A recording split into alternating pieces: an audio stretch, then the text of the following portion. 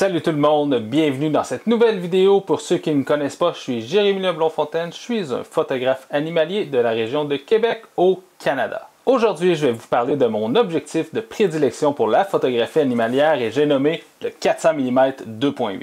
J'utilise ici le modèle VR2 de Nikon, mais il y a plusieurs autres modèles qui existent sur le marché. Ce qui va principalement varier entre les modèles, c'est le poids, le prix, la qualité de la stabilisation et ainsi que l'âge et bien évidemment de l'objectif. J'aime particulièrement le 400 mm 2.8 pour le rendu qu'il m'offre. Donc on peut avoir une profondeur de champ qui est très courte, créer des flous qui sont très intéressants sur les photographies animalières et le rendu est tout simplement exceptionnel. Voici quelques images que j'ai prises avec cet objectif.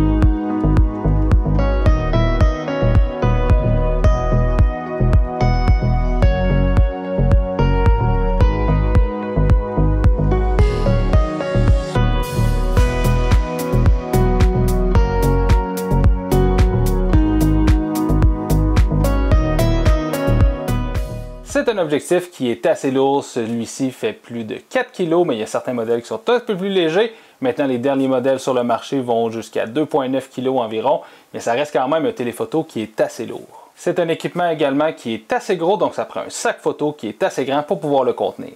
Voici quelques astuces pour pouvoir bien utiliser un 400 mm f2.8.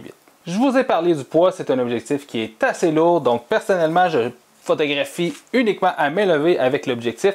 Donc je m'assure d'avoir une bonne prise sur l'objectif et j'appuie vraiment mon bras sur mon corps comme ça ici et ça me permet d'avoir un appui qui est très solide et très stable pour pouvoir aller chercher mes photographies.